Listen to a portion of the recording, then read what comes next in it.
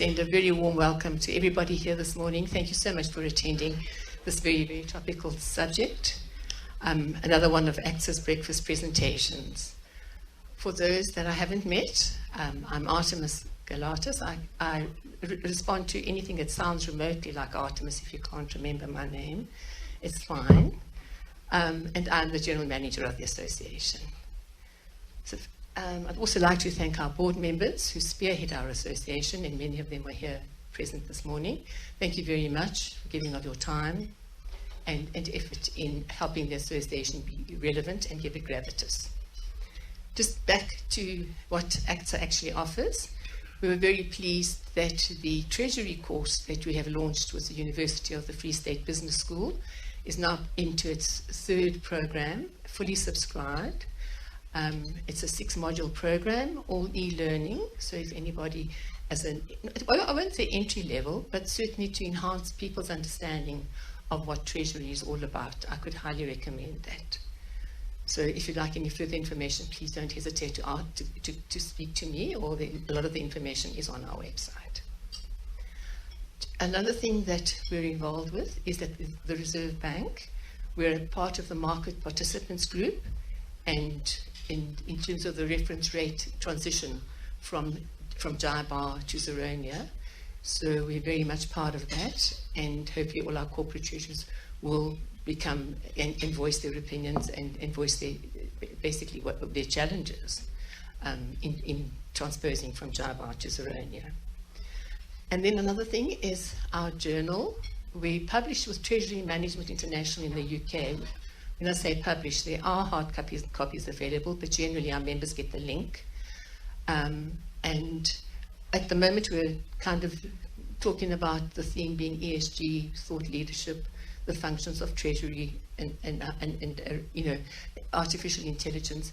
We'll reach some sort of agreement on the theme for our journal, but I will be sending out an email shortly to try and to engage with people who would like to write articles.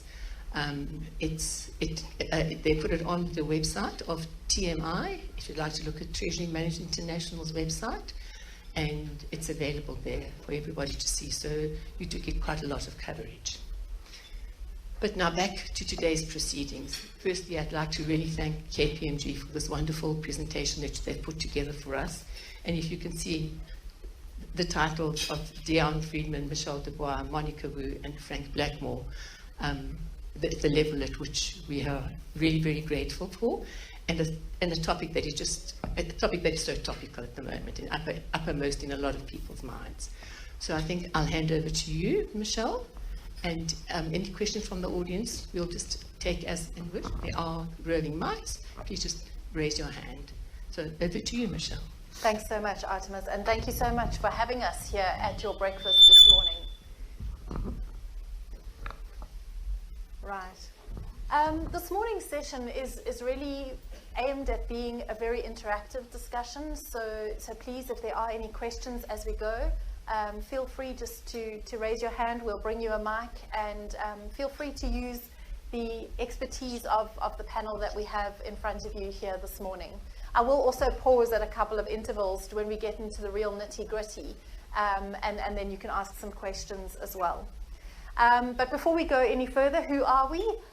My name is Michelle Dubois, and I lead KPMG's Regulatory Centre of Excellence, and I'm going to be the facilitator of today's panel.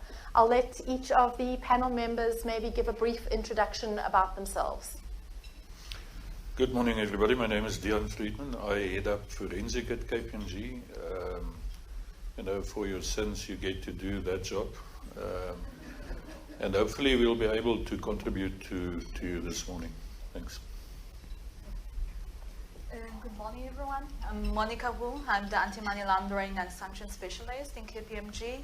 I have over 11 years of experience, almost exclusively in this field, and I've worked in Spain, China, Germany, South Africa. Thank you very much. Morning, I'm Frank Blackmore. I'm the lead economist at KPMG, and I'm supporting the... Thanks very much. Okay, so this is such a topical discussion at the moment, but I think it's important that we perhaps take a step back and just have a look at where this journey sort of unfolded, and how we've kind of moved from all the different stages through the FATF mutual evaluation. I'm just going to make sure that the slides are moving with me. There we go. The session is being recorded, so at least you're all aware of that. Thanks, Artemis.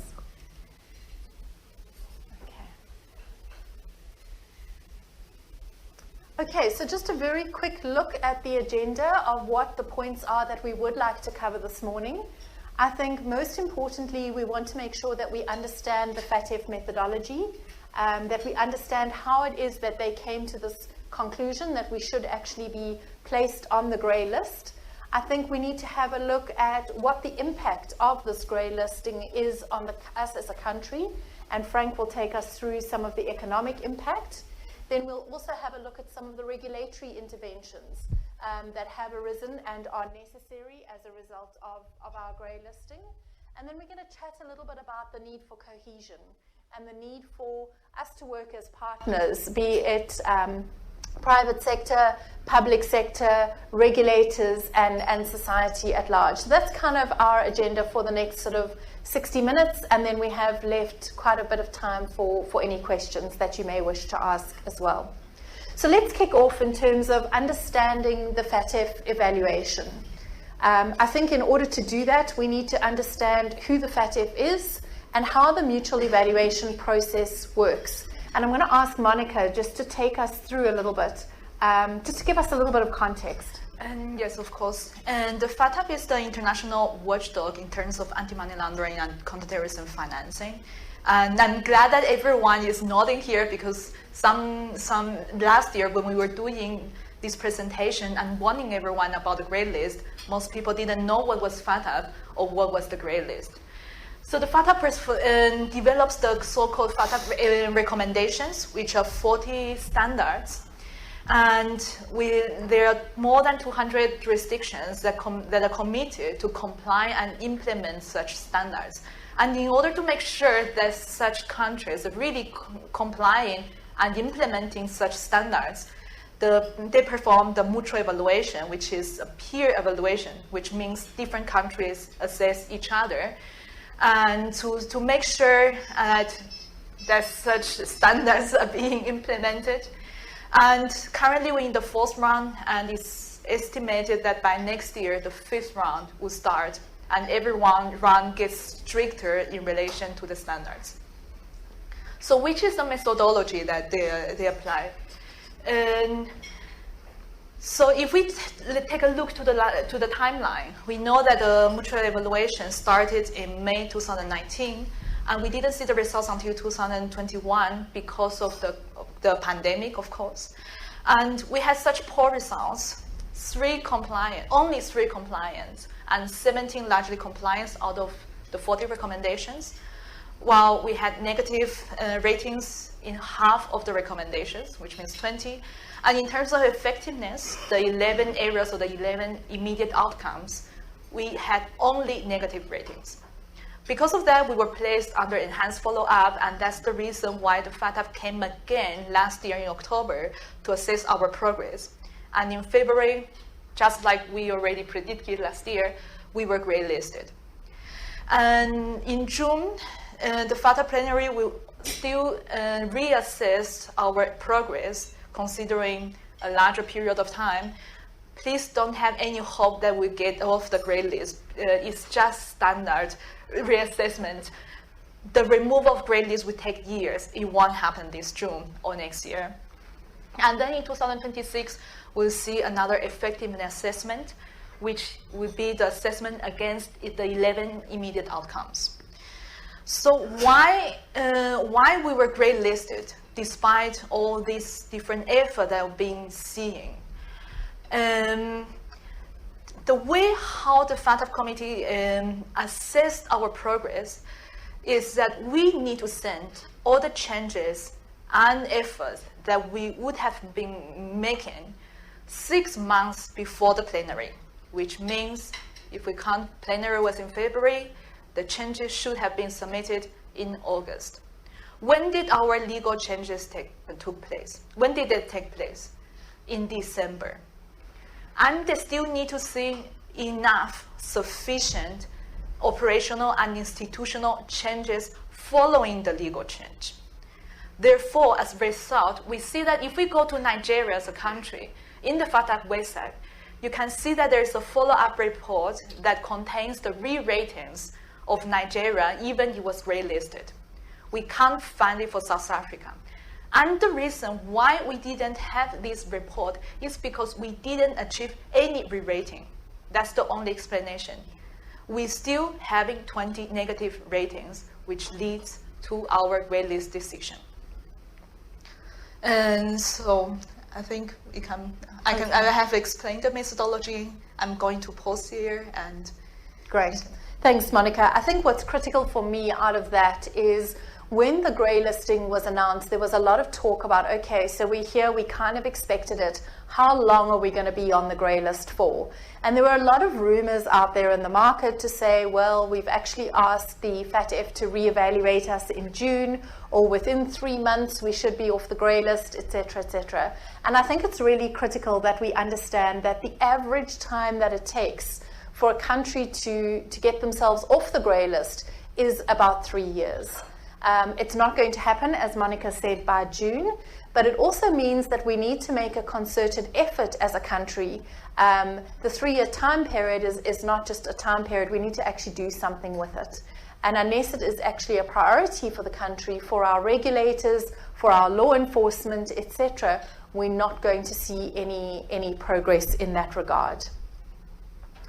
Right, I know that this is a topic that Dian is passionate about, the need for cohesion. He does have another meeting that he needs to dash to, so I think that it's important that we spend a couple of minutes just talking about what it is that we need to do as a country to build that cohesion. So Dian, maybe if you can share some of your thoughts with us. Yeah, thanks, Michelle. So I think when we last year we did quite a few webinars around the question what is going to happen in February this year. Our prediction has always been that we think there is a high probability that the country would be placed under increased oversight by FATF members and our peers. But the reason for that was primarily because we were not really walking the talk. We were not having enough reaction to financial crime in the sense of prosecutions, treatment of assets, and so forth. Those seem to have been the reasons that's still persisting today. Monica will later talk in more detail around the recommendations that FATF made in February, but typically what we see in the way we don't deal with beneficial ownership, lack of interaction with foreign jurisdictions around information, not enough prosecutions, not enough asset recoveries, and so forth.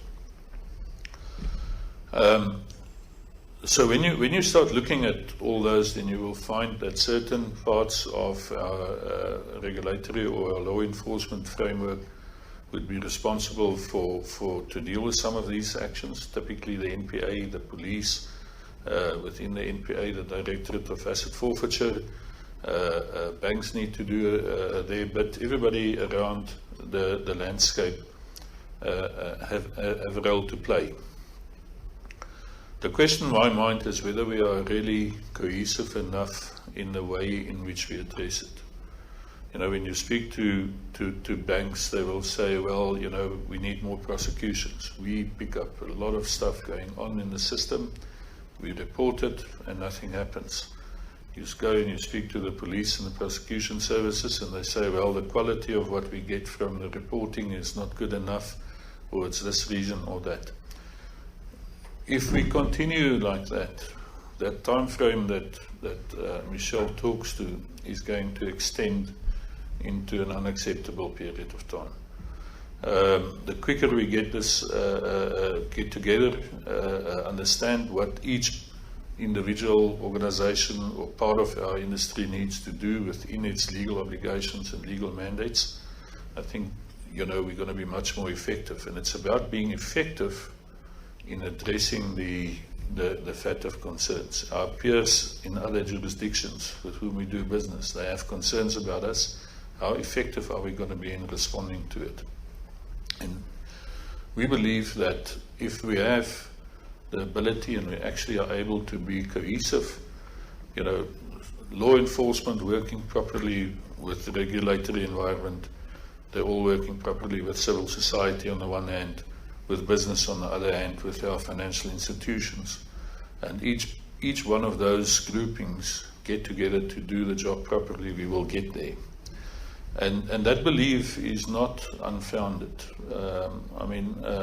My firm has been doing work in the poaching environment at the financial crime level.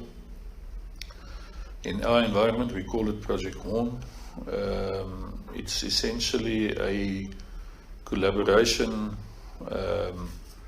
to put in a kill chain in the financial crime aspects relating to poaching. Now, in itself, conceptually, the effort is fairly sound. When it comes to practice, it's more tricky. In this particular case, there's two important aspects that made this work. One is the foundation of the work we do, and then secondly, the cohesiveness and the collaboration that we operated within in doing these investigations. So essentially, it was a piece of work that was done for the South African Police Service. Our work product goes into the police service, eventually into the courts, where the prosecution services will be prosecuting a number of cases, plus the asset forfeiture will be seizing assets and distributing them to the state if it all goes well. But on the other hand, typically in South Africa, you say, all right, we have work to do for the police services, and the police services says that there's no budget. So in this case, we went out, and in the UK we found an organization called Save the Rhino International. It's registered as an NGO there, who were able to pool money from stakeholders in the question around poaching and in the question around financial crime in South Africa. So in other countries, people find that it's worthwhile investing in that problem in this country. So that was sort of the first part of creating a collaboration that was pretty unique. There's some tricky aspects around it because, of course, that you can't donate to the state, and the contracting needed to be done in a pure way to avoid any suspicion around that. And the second part really is the important bit, because so when you kick off, in the real world, the police start issuing summonses and subpoenas to the banks. And what you get back is not necessarily what you were looking for. But we realized when we started talking and discussing with the banks what we are busy doing and what the police wanted to achieve, you suddenly realize that there's a lot more that you can get out of the banks, but because we are cooperating in a proper way, the way the subpoenas go out make proper provision for what's needed. At the same stage, the FIC plays an important role. The FIC starts collaborating with the banks to make sure that we are all understanding what needs to be done and what needs to be provided into the police services. Within the police services, we get to understand how they operate. The operating model are not necessarily the way we think it is. But when we understand that, then you can start getting a better idea of how to progress this work. The same with foreign law enforcement agencies who assist, companies assisting. We have the owners around the Kruger Park coming to assistance. There's intelligence that's been gathered there. And ultimately we realized that the way in which all these various parties were working together made for an effective response to an issue on the ground, but at the financial crime level. When we look at it at that level, we start seeing other things that's happening in our country in which we can address with the objective of putting a kill chain in. What I did realize is it's a project that's been going for 3 years, and sometimes it took quite a bit of time to get to meet each other eye to eye and mind to mind, and get that sort of cohesion in the response. And it dawned on me that in our country there seems to be quite a lot of a high level of lack of trust amongst various people, groupings, organizations. And when we work to establish that trust amongst us, then it becomes much easier to work together to get the job done. And I think this is really important when we address the question around the recommendations and the issues that we have to address in terms of the grey listing question. That if we want to do this, we want to be cohesive in the response and be effective in that way, we will have to work very hard to create trust in each other. Banks need to trust the police service. Prosecutors need to be able to trust what's going on in the business environment. We need to trust prosecutors, but it doesn't happen by divine intervention. You actually have to do a bit of work to generate that trust. So I'm going to leave it there. I do believe that it is one of the key elements that we're going to need to address the question around the heightened monitoring of South Africa. Thanks. Thanks, Deon. I really do hope that we can all pull together from all these different sectors and hopefully make the most of the next couple of years so that we can truly create that partnership and get ourselves off this grey list. It's really just a label that our country doesn't need at the moment. So I think at this point I'm going to pause and I'm going to ask you, it's an unusual request in a presentation, I'm going to ask you all to get your phones out and we're going to pop up a question on the screen. You'll see at the top there is a website. If you can go to menti.com, it will ask you for a code, and that is the 8-digit code at the top. It's 1135-7166, and it's a free field, and we won't know who's writing what, and I know there are a lot of sectors represented in the room today, but what we'd like to know from you is, what do you anticipate the impact of South Africa being placed on the grey list to be for your particular organization? And as you type those answers, we'll start to see them coming up on the screen.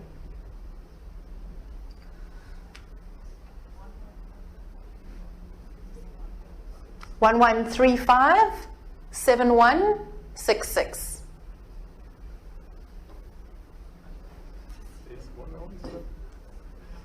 Okay, we've got one answer. Somebody can type fast. Or they wrote not applicable, I'm not sure. Okay, let's have a look and see. We'll just give you a couple of minutes. I still see typing happening.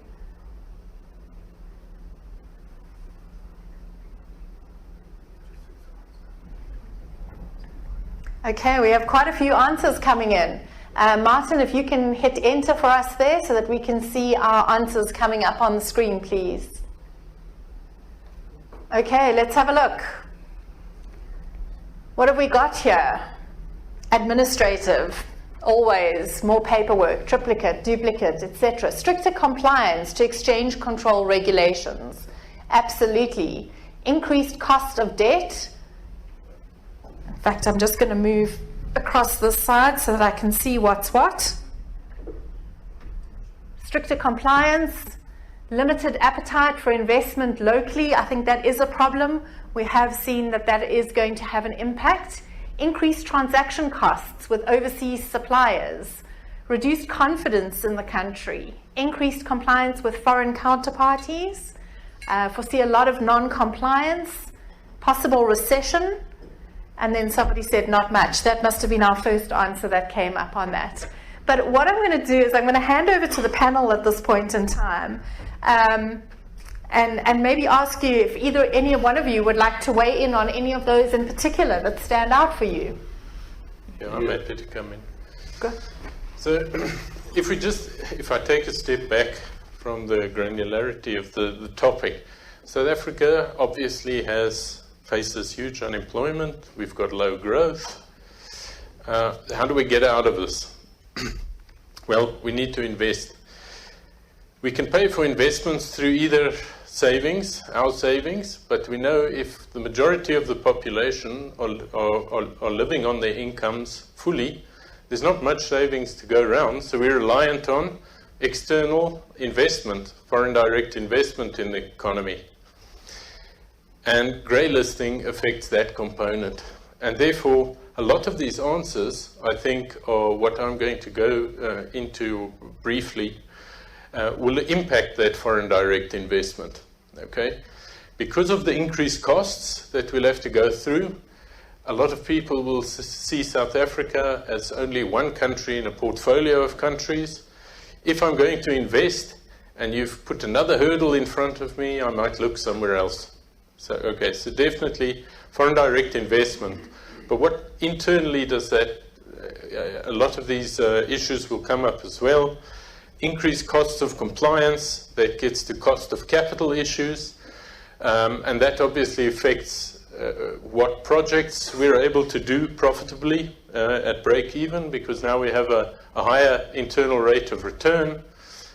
So there's a huge knock-on effect from the grey list. The problem, and I told my colleagues as well, in our normal lives, we don't know about the grey list, right? I carry on. If I need food, I go to my grocers, I buy what I need. I put petrol in my car. Costs are accelerating at such a rate, I don't know if is it the Ukraine war, is it grey listing, what's chasing my costs up? It's not easy to pull this part out from the rest of the cost increases. And I think that's for the sort of common guy going to work, living his life, grey listing is not a big issue in his mind. But for us who know or sort of work in these areas, this is definitely a big issue. One of the other things that we've learned from a couple of the jurisdictions in which we operate as KPMG around the world that have already been grey listed is that the financial sector is used to regulation. They're used to a lot of regulation, right? So if you give them another regulation to comply with, they will adapt and comply. Although there are still weaknesses here, my colleagues will inform me. But you must imagine if you're not a financial, you don't work in the financial sector. If I manufacture something and I am importing and exporting goods, suddenly everyone on the other side of the deal is asking me to show that the finances that I'm using to pay for their goods or buying their goods or whatever it is, that didn't come from illegal sources. Where do I go for that? You know, I go to marketing, I ask the bloke, how do I show that this doesn't come from, you know, an illegal source? And it's in a way in the non-financial institutions where your biggest negative impact is felt, because basically they have to upscale that same regulation that is applicable to financial sector, but without the background knowledge, without the staffing, and you can imagine how long that would take to implement until I'm happy that all my financial flows are legitimate. I'm going to stop there. Maybe someone else has a comment that they saw. Frank. Dion, before you need to dash, anything from your side? Yeah, I did notice a few comments around cross-border transactions. I think you know you're probably right when you take the view that control might be tightened up, but it's not a matter of. I think it's not an issue around controlling it. It's more an issue of making sure that we can monitor and correctly get information of what cross-border flows are. That's how I understand the focus of the regulator. Compliance is always a tricky a tricky concept because it's, you know, we more often than not we would say, you know, if you thought that the cost of compliance is high, then consider the cost of non-compliance. So I don't really think that's really where you want to be, that sort of attitude, but it is being used. I think it's more a point of saying, you know, it's not about being, we have to be compliant, that's a given, but it is what it is that needs to be achieved by virtue of that piece of regulation that we have to comply with.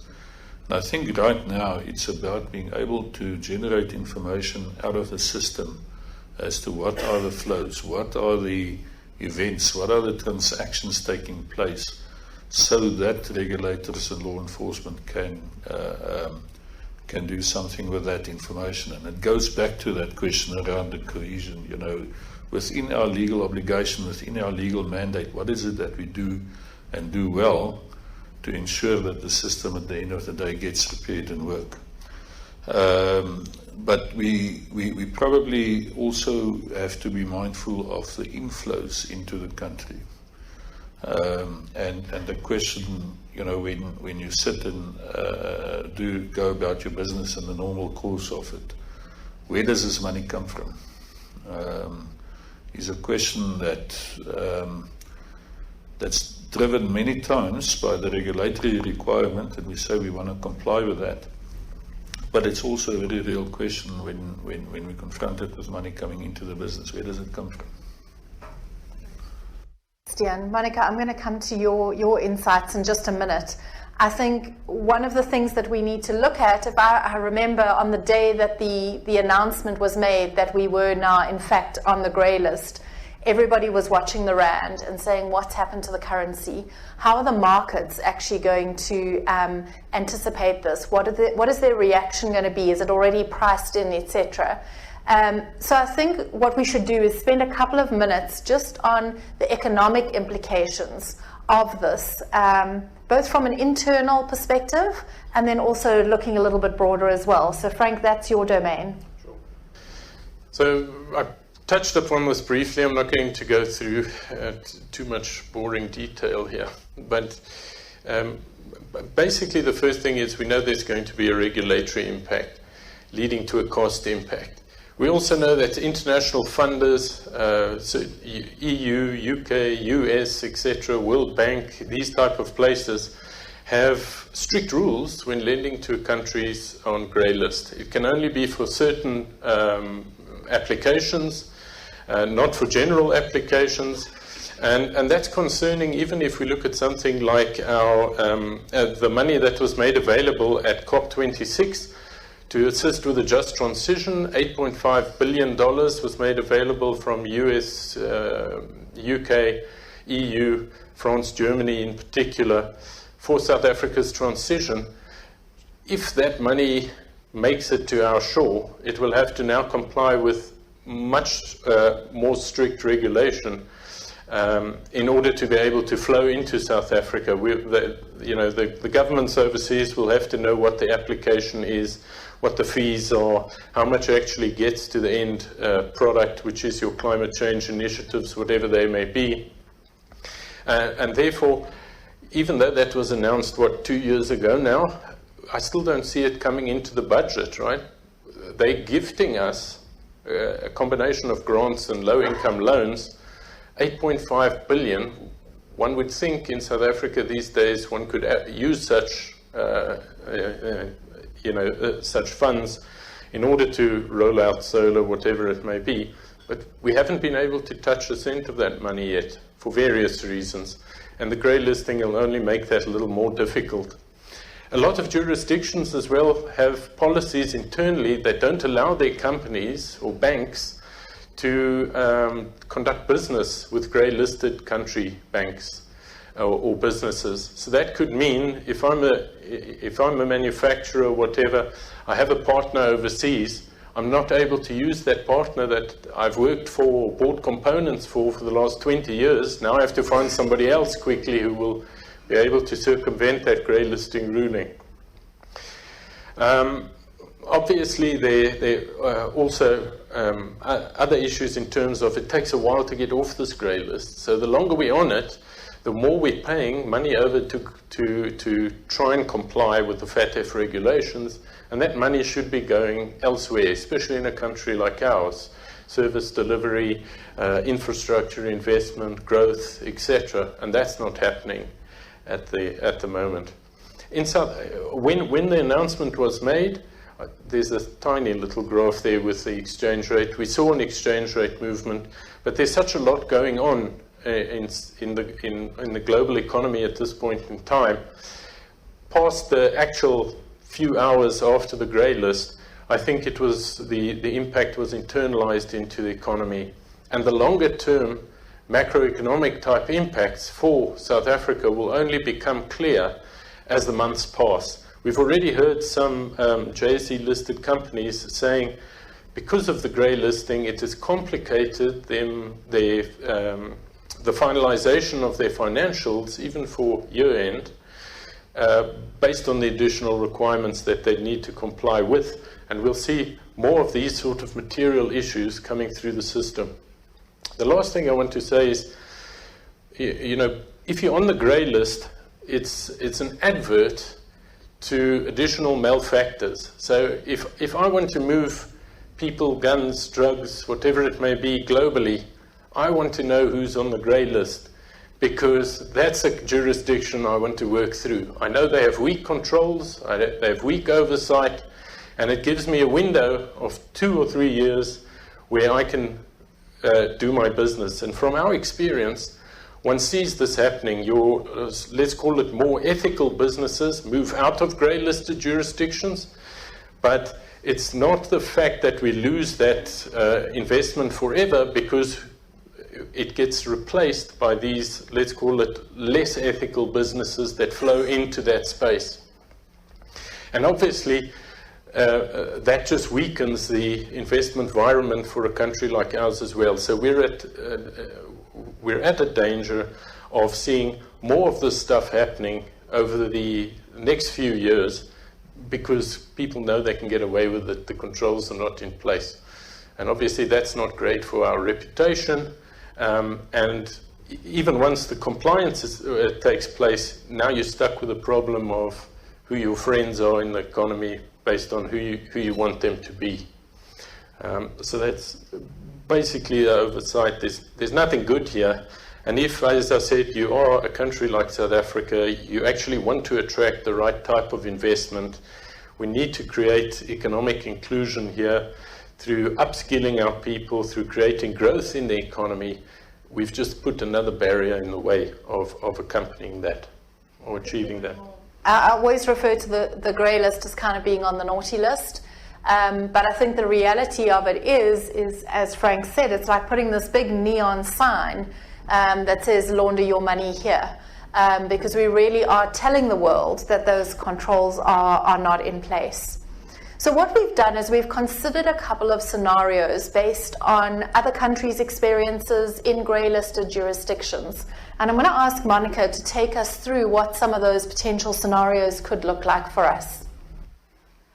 Thank you, Michelle. Just like Michelle explained, we performed this research where we have been speaking with our colleagues in KPMG firm located in other grey listed jurisdictions, and see how they survive through the grey listing and what they have observed in their country.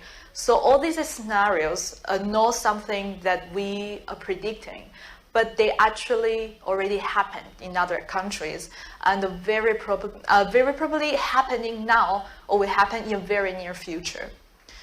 So the first step when we get grey listed is that we start popping up in all the high-risk country list of other jurisdictions, as well as the internal high-risk country list of all the international entities. So as the result, the entities in South Africa won't be recognized as equivalent regulated entities. And for those of you working in the financial sector, probably you already know this term. And because normally you only establish correspondent banking or any kind of business relationships with entities that you consider equivalent regulated. So imagine now we are in the other side, we are the bad ones. We are not equivalent entities anymore. What would happen to our business relationships? If the de-risking doesn't happen, we'll still be subject to limitation and scrutiny, which means a constant flow of questions. And when we try to expand our business outside of South Africa, either we open a branch, either we try to establish a new relationship, that could be limited because that already happened in other jurisdictions where they saw their offshore and international operations limited. We'll probably see de-risking and disinvestment happening because other institutions will be reluctant to invest on us or keep the business relationship or sending money to South Africa because when they try to re-domicile their profit, they will face a lot of questions themselves. And what do we have that is so important, strategic to them that they cannot fund a replacement in other countries? We don't have strategic assets like UAE. They have gas, they have petrol. We don't have that. So they would rather have other in place their investment in other jurisdictions where they will be facing less compliance costs, administrative costs, and less questions. And in order to keep your existing relationships and avoid the de-risking, or at least limit that, you really need to prove that you have sufficient ML controls in place that goes beyond the standard of this country, because our national regulations are not being trusted by our counterparties. We'll see the imposition of anti-money laundering, counter-terrorism financing audits, and this happened in almost all the grey-listed jurisdictions that we've been talking to. And so the different institutions, in order to keep their relationship, they need to hire an independent firm to perform anti-money laundering audit or to be performed by their own compliance and internal audit function. And they have to perform it according to the international standard, the FATF standards, or the standards of your counterparty's national regulation instead of the South African one at your own expense. And there were some instances where we saw that when these institutions had their audit, but the results were not favorable, the counterparties imposed then a very limited time to perform the remediation. Imagine you have to implement your ML controls within 3 months, 4 months, or your counterparty, which could be a big international institution, international card issuer, tells you, no, you cannot issue more cards on our behalf. You cannot use our payment system. We are not providing you with the supply unit. These things really happened. We'll see delays in payment settlement because the counterparty bank start asking many questions about the origin and the supporting documents and the background of the payments, and this leads to a lot of delays. What should we do? Do already this enhanced due diligence for every payment, especially cross-border and big amount payments that we're making, but imagine the compliance cost of that. We'll see reluctancy to establish relationship related to PEPs. This happened actually in Botswana, where many PEPs or former PEPs were part of the top management or the board of different mining companies. And the foreign investors were reluctant to invest in these companies because they were related to PEPs. They saw it as very high risk, and they didn't want to get involved in such possible compliance or reputational risks.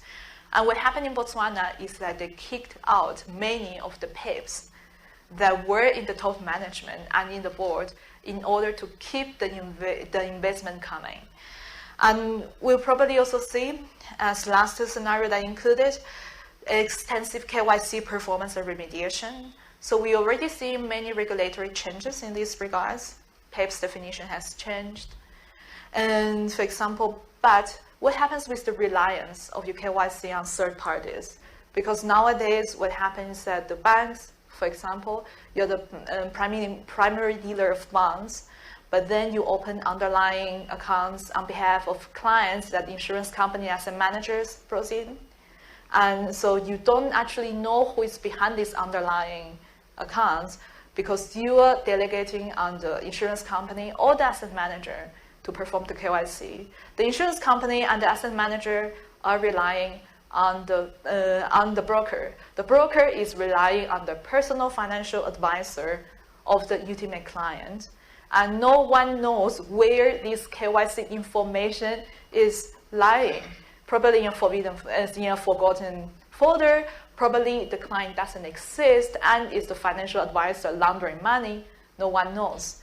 These are the things that cannot happen anymore because the inspections will go on for that, and you probably need to do the KYC by yourself. Imagine the cost of that. So we have also studied the impact and the actions of other gray-listed jurisdictions. In the case of Botswana, asset managers could not transact directly with pension funds with offshore portfolio. And of course, the foreign direct investment was affected because of the problems with repatriation of profits. In Turkey, the foreign direct investment decreased because Turkey was long time and still is in the gray list and is what I call the permanent residence in the gray list. And what happened is that the foreign direct investment, it keeps popping, getting off and joining the gray list again. So every time it gets off, then comes the next round of mutual evaluation. And remember that the next round starts next year. It goes back to the list every time there's a new mutual evaluation. So the foreign direct investment declined from $90 billion to $5.7 billion. And the foreign ownership of bonds went from 25% to 5% in just 5 years. And of course, we know all the problem with the interest rate and the currency in Turkey. In the case of Malta, even they were not so low in the gray list, but it was very well known in European Union for being the tax haven and haven for money launderers. So the correspondent banking relationship went down by 20% between 2011 and 2019.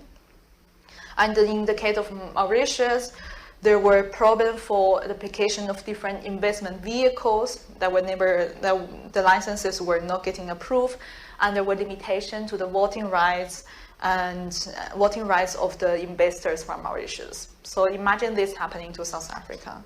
And if you see what happened in Botswana, Malta, and Mauritius, I will not go through what is included are the different regulatory actions that took place. They're quite radical. And this needs to happen also in South Africa. And what would we as KPMG suggest you to do to prepare for the impact that is already here?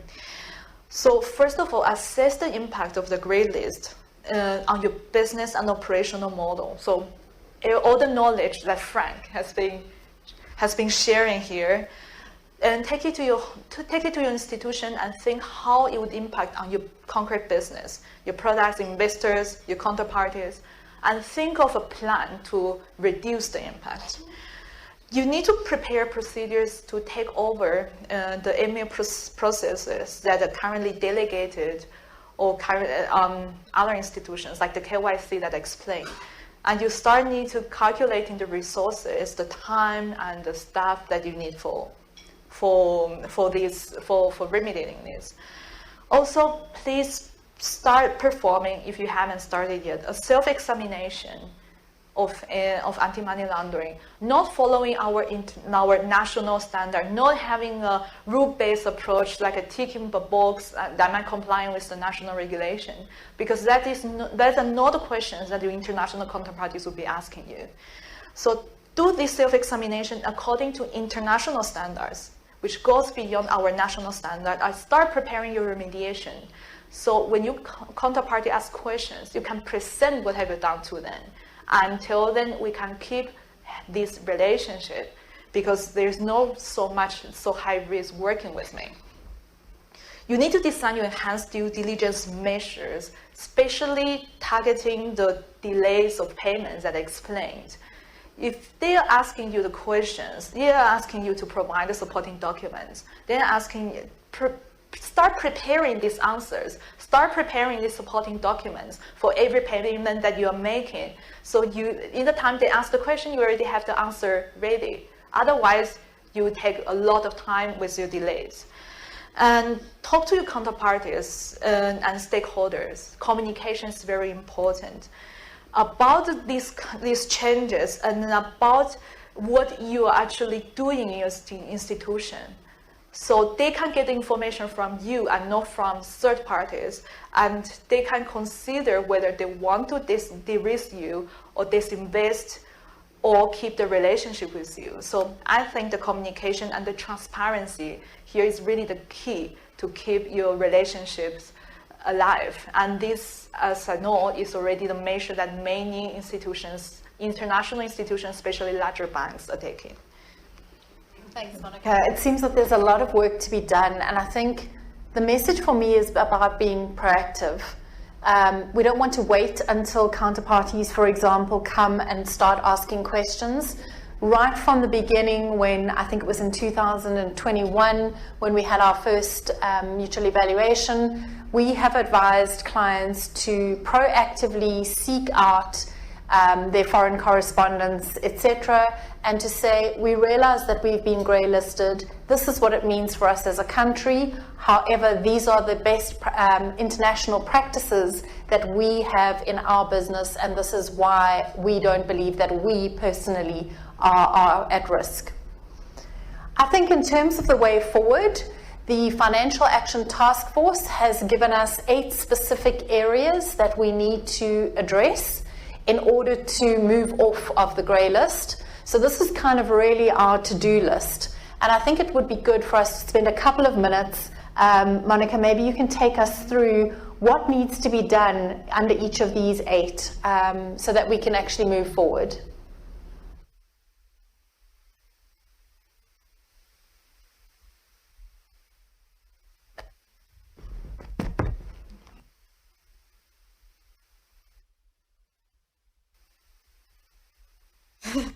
Can you hear me? Okay.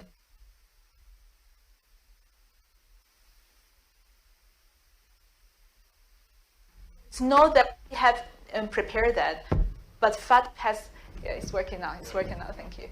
But FATF has imposed that on us. And about the timeline, I'm going to do this. No worries. I'll just do it. Thank you. It's lighter. So, internally, haven't seen any public information about the timeline. Thank you. About the timeline, but normally from FATF side, it's expected that this action plan should be completed within 3 years. And our action plan is also significantly longer than many action plans of other countries. So the longest ones will probably be Nigeria with 9 areas. We have 8 areas. We are not doing a lot better than them.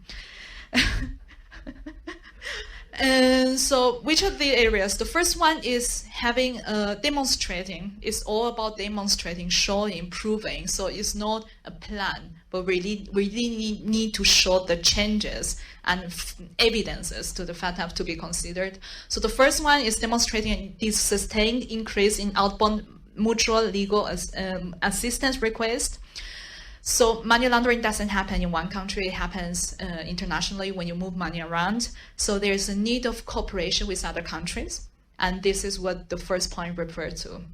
The second one is improving risk-based supervision of designated non-financial entities, and also have a consistent criteria when performing this supervision in an effective, proportionate way, and having effective sanctions, which means higher sanctions, higher penalties and fines.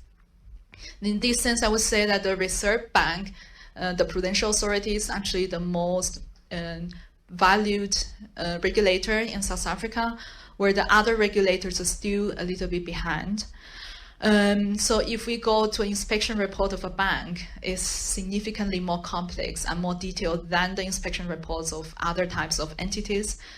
But you will very soon see this type of detailed inspections, and even stricter than the current ones, happening in all the sectors and all kinds of entities. So you need to get prepared for that. And ensuring that competent authorities have timely access to accurate and updated beneficial ownership information. Probably you already know this. Currently, South Africa is preparing for the implementation of a transparent register for beneficial ownership information. Currently, it's only planned for the authorities to access to that. But my hope, and this is a common international practice, that this information can be accessible for all accountable institutions. So this would make the KYC for all the accountable institutions much cheaper and effective and accurate. And it's really my hope that this can change and accountable institutions can access to that information and get cheaper and more accurate information. The fourth one is demonstrating a sustained increase in law enforcement agencies' requests for financial intelligence from the FIC for the money laundering, terrorism financing investigations. Why, when this is talking about the public sector, I'm still remarked it? Because where does the FIC obtain the intelligence information? From you, from the private institutions who report the suspicious transactions that you detect. And this leads to the fifth point, which is demonstrating an increase in investigations and prosecutions of financial crime. And I don't know if I should talk about this example that it might be a bit scary, but when I was working in Spain, I was working for a very big commercial bank. I won't say the name. It's public available information. You can search for it. So it's a huge commercial bank that had serious negligence in the anti-money laundering and counter-terrorist financing controls. And as a result, many millions of euros were laundered. And when I joined the bank, they already enhanced their controls, and this was not happening anymore. But still, roughly around 4 years after the laundering activities happened, because the bank were unable to detect such suspicious transactions, and took some time to remediate the controls. One day, when I was working I was the head of internal audit then, and 100 special agents from the police, from the tax agency, from the court, just came in fully armed, asked us to put our hand up and make a seizure of all our laptops, notes, interrogated each of the key roles of the company, of the bank, and took my direct report, which was my boss, which was the general manager, the second general manager, so basically all the top management, including also the head of operations, the head of retail, and took them all to jail. My boss, the general manager, stayed in jail for 3 months. The entire process took around 4 or 5 years of investigation. And I can tell you that from the day my boss got arrested, the institution was broken. It was not the same. Even after 4 or 5 years, they signed an agreement with the public institutions and paid, I think, 32 million euros of fine. It's a small branch. It was never the same. The business never recovered, and it was very traumatic for all the people involved. And even they were not willing to launder money. The serious negligence of not reporting in time suspicious transactions, not having controls in place and not detecting them and letting this happen, lead them to all have a criminal record now in their files. So this is not happening in South Africa yet, but this is really happening in all the other jurisdictions that are not grey listed.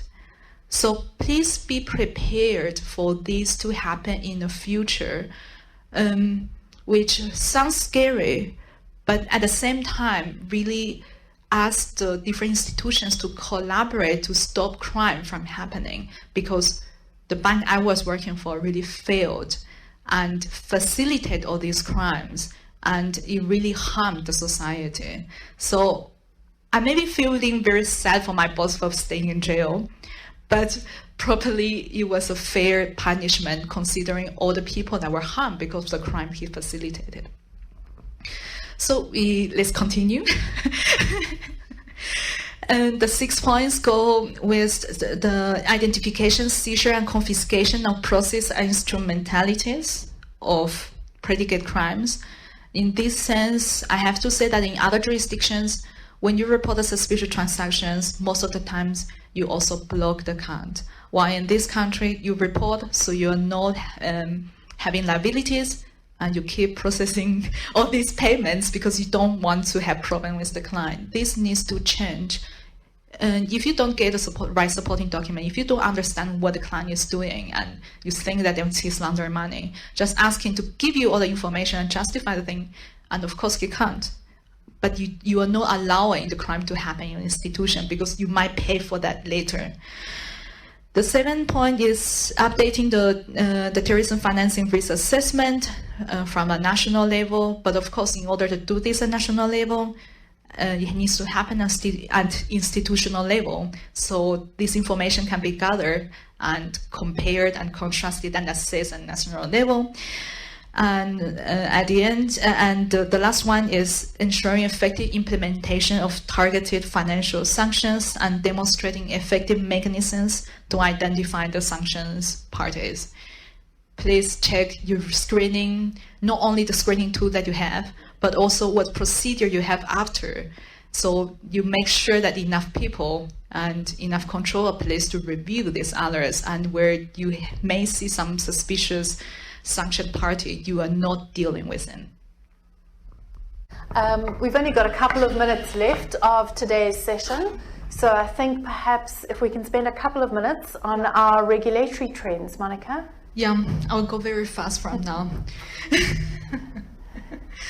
So the first regulatory change that we predict is that there will be, of course, new regulatory requirements, but we're already seeing them, but also alignment of requirements between different regulators, between different sectors and different types of institutions. So we cannot further rely on the larger banks to do their job if then we don't do our work, and we still can contaminate or corrupt the system, and the money, dirty money, will still flow into our financial system. And there will be increased and stricter supervision, which includes both on-site and off-site. And I know banks and insurance companies here know what I'm talking about. How are you doing with these compliance returns? And there will be more inspections, and the inspections will be more focused on the problems that you are showing with your compliance returns. The institutions are not doing the compliance return yet. This is a kind of survey that you need to fill, but very in detail with the numbers of your clients, high risk, medium risk, low risk, what policies you have in place, and the regulators would perform their on-site inspection based on the weaknesses that they detect from your compliance returns. There will be more penalties, higher fines, and like I explained, probably liabilities on the management and on the key roles.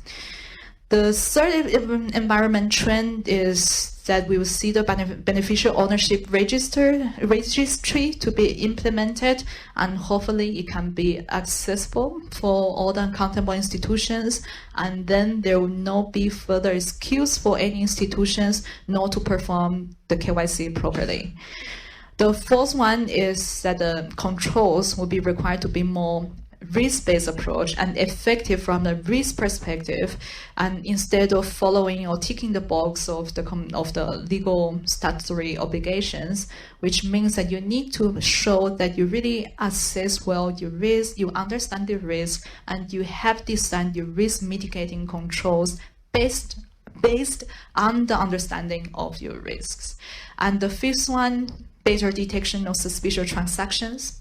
I think it's needless to say that you are expected to detect the suspicious transactions, which cannot be done manually or relying on the business unit. There's no register, there's no control on that. You need automated systems.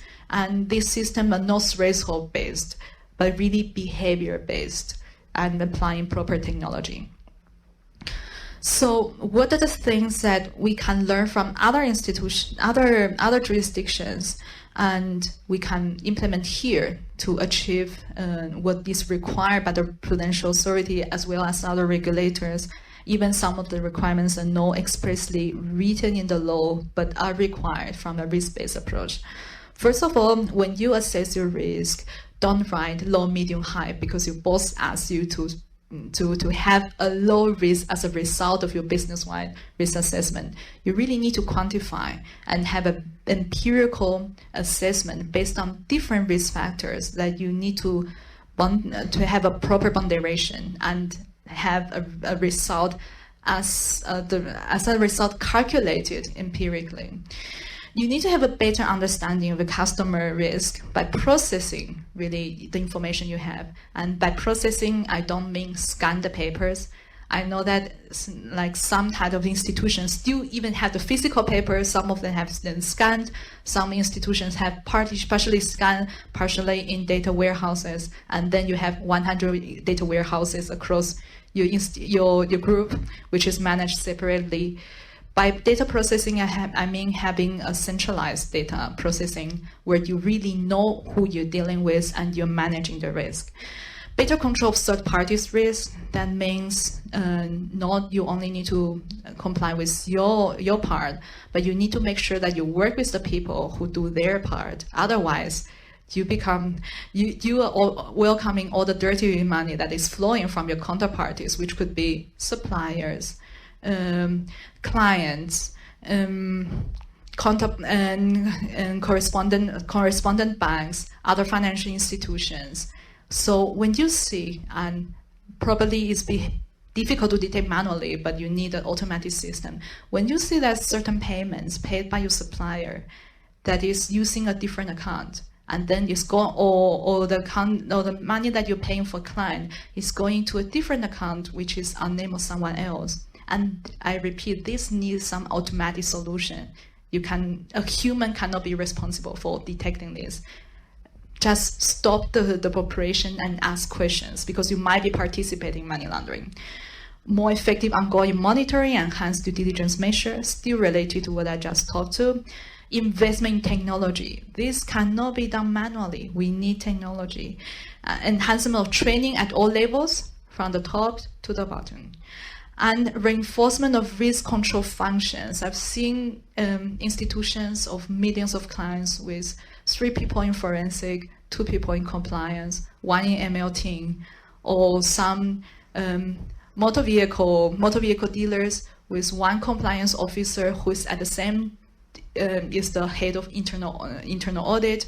That doesn't work. That put the institution at risk. So just like I said, this is a little bit what I have observed in most big financial institutions in this country, but probably the smaller ones can also identify themselves here. So we have a parent company with subsidiaries 1 to 4, then branches 1 to 6, and with different business divisions. Every business division or every branch have their own database of KYCs stored in physical or scanned papers, and there's no cross-checking of whether this client is opening an account with subsidiary 1, branch 4, and business unit 3. How can we do a KYC or understand the risk of our client if we don't even exchange information within our own institution? If we don't have a unique identifier for this client, but 3 or 4 or 5 identifiers for every account that he's opening, we cannot have a risk management process like that. We cannot detect suspicious transactions because we don't understand our client and what he's doing. So institutions in South Africa really need a centralized data processing solution. So you can you start from cleansing your data, see what is missing, what is wrong, what is in paper, and put them together and assign unique identifiers to your client. Assign cross-check information, especially where you see some connections from product perspective, from client perspective, from ultimate beneficial ownership perspective, because you might have different clients with the same UBO. And then you can have a proper risk management that allows you to do your risk assessment properly, that allows you to do the compliance returns by clicking a button, allows you to have an understanding of your client doing one KYC per client instead of 3 and segregated, and really allows you to detect all the suspicious transactions. Thank you so much. And I think that brings us to the end of our formal proceedings this morning. Just a big thank you to everybody who has participated in the discussion. I think the message for us really is all about that cohesion. It's all about working together so that we can make sure that the private sector entities, the AML, CFT regulators work together, as well as the law enforcement bodies. And ultimately, grey listing is just a label. I say just. It's a serious label. It has serious consequences for our country, but on the other hand, it gives us the opportunity to remediate those deficiencies and make sure that we really get to the root of the problem. So thanks so much for joining us. It was really a great experience to be included in this morning, and thank you.